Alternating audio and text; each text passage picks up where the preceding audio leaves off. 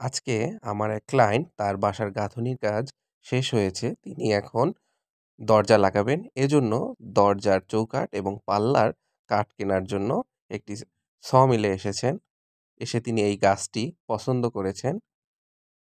আমরা এখন এই গাছটি থেকে কিভাবে সিএফটিতে কাঠ হিসাব করে নিব, সেটি আপনাদেরকে আজকে আমি হিসাব করে দেখাবো। আপনারা দেখতে পাচ্ছেন আমরা কাঠের যে সেকশনটি দেখতে পাচ্ছি, এই সেকশনটি যদি পুরোটাই লাল হয়ে থাকে তাহলে আপনাকে বুঝে নিতে হবে এটি একটি সারি গাছ, আর এই গাছ থেকে আমরা যে কাঠ পাবো সেটি হচ্ছে সারি কাঠ।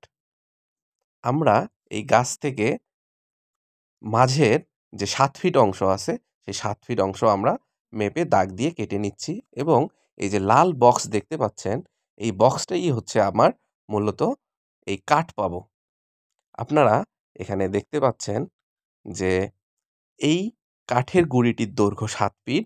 এরপর আয়তাকার যে আমরা লাল অংশটি আপনাদেরকে দেখিয়েছি সেটির মাপ হচ্ছে ১৫ ইঞ্চি ইন্টু ১৫ ইঞ্চি। তাহলে আমার ওই বক্সে টোটাল কাঠ আছে ৭ feet into ১৫ inch into ১৫ inch divided by ১৪৪, কারণ আমরা এটিকে ইঞ্চিতে বসিয়েছি। এজন্য ১৪৪ দিয়ে ভাগ করে আমরা ফিটে নিয়েছি, অর্থাৎ সিএফটিতে নিয়েছি।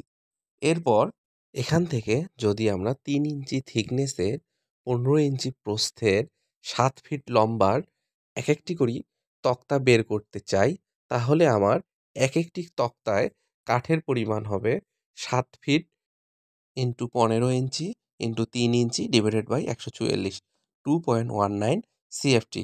তাহলে আমার টোটাল কাঠ পেয়েছি 10.93 ডিভাইডেড বাই 2.19। তাহলে আমরা এই সাইজের ৫টি তক্তা পাবো।